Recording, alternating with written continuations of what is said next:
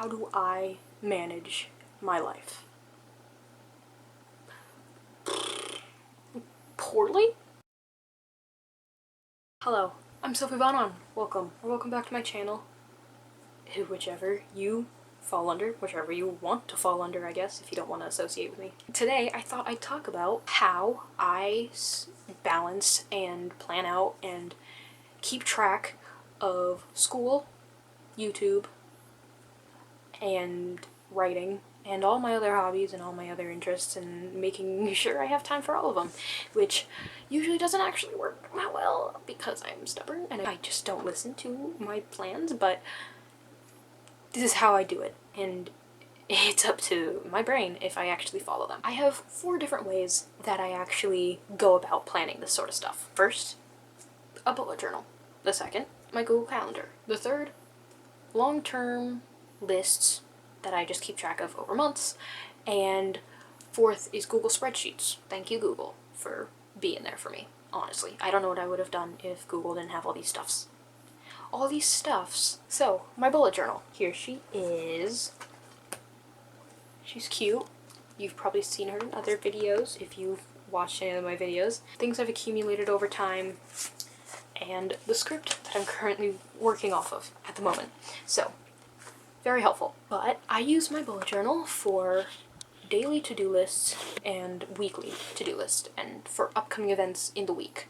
Like if I have a quiz on Wednesday and say it's Monday, and I could just quickly scribble down what I have to do. And on especially busy days, like where I have a few too many bullet points that I have to put down, and they don't really fit in my bullet journal little squares for the day, I'll just write it on a separate piece of paper and just stick it in the back of my bullet journal when I'm done. And I like the bullet journal because it is a lot easier to just scribble down and figure out what I need to do quickly if I'm just writing it down really fast. And if you are at school, probably, and you can't have your laptop out to just type up something real quick of what you have to do, then it's so easy to just bring out this little notebook from your backpack and scribble down everything you need to know while your teacher's just spitting out everything you're going to do that week at you. That's always just, it's just easy and convenient. Unless you can, you know, use your phone at will or get your laptop out whenever you need it. But I do find that even during online school, that the writing it down physically is a lot easier to keep track of than if I had it on my laptop. So, and it's just an easy way, I feel, to figure out what I need to do. Like, it doesn't have to be pretty, it doesn't have to be nice and formatted. It's just scribble it down, put little boxes in front so I can cross them out, and you're done. Takes like 10 minutes, maybe 5, depending on how busy that day is. Second is my Google Calendar, and I use this for both monthly things that are going on and daily time blocking. So for monthly things, I use it for like big tests that are coming up in school, or like finals week in school, or when like school break is on and I don't have to do school stuff, or when videos are supposed to be published and out to the public, or when I need to film videos, or writing goals. And I just use it for monthly things because it is, you know, a little more flexible. It's not as small, like you can blow up the whole month. And in the bullet journal, it feels kind of like weird and very limited in space. So if I have a very busy day in the month, then I can just put all those big events down and it'll consolidate for me. I don't have to write like little babies. Do babies write? So I just use the monthly things for a quick overlook. It doesn't have a lot of details on it. It's just like, you have a test in your math class here, or your science class is having their final on these 2 days, and that's kind of it. And it's really good for setting goals because you can just move it all around without having the shame of scribbling it out and rewriting it. Shame for me, you know. So you can just quietly move it and no one will know a thing. And then for time blocking, I use it again for the whole, it's easier to move around. Like if things come up, so like say from 12 to 2 p.m. I wanted to write, but then at 12:30 someone's like, you want to go get some lunch or something?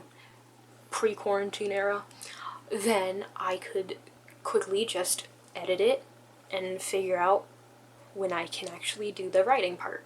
And if I did that physically, I've never done it physically, so I don't know how it is done physically, but I feel like it'd just be a lot of scribbling, reworking, editing, scribbling, more of it, and I just think the Google Calendar is a little easier in the whole time blocking sense because it is a little more minute and detailed. And it's color coordinated if you set it up that way. And I love it. What's not fun about being color coordinated? Third are my long-term lists, and these are mostly used for writing. They're always used for writing so far, and it's mostly just for fantasizing the ideal, productive, goal-setting just line of getting to the big goal of a book being done or something. So, like, if I'm planning on a book series, it'll be like, this is gonna be this book, this book, this book, and I can quickly figure out just what I want to do, how that's gonna be done, even if it's not the most realistic. And the most detailed one I have at the moment is for Project What. It has the big goal of getting draft 2 done at the top, and then it has all the little steps under it, like finish Act 2, finish Act 3, finish the revisions, give it to alpha readers, and then it just splits into even smaller, like every 2 weeks goals. It's a very clean way, if you get a separate piece of paper from your brainstorming, to just see exactly what you need to do to get to your big goal in time for your big goal deadline. And then finally, my Google spreadsheets. I use these to keep updated on the status of different projects or things, and then also just have stats on different things. Like for YouTube, I'll have exactly what stage of the video making process that a certain video is in, because if I bulk film one day, then I'll have like, I filmed all these, and then I can slowly just tick those over into editing, or edited, or uploaded, and just keep track of where each set of clips is in the stage, so I don't accidentally re-edit a video, or if I don't like refilm an entire video. And then that's sort of the same for writing projects. I just have what stage a project is in, if it's literally just an idea, if I'm drafting it, if I'm revising it, if I'm plotting it, if I'm gonna write it for NaNoWriMo, who knows? I have those little stats, or statuses.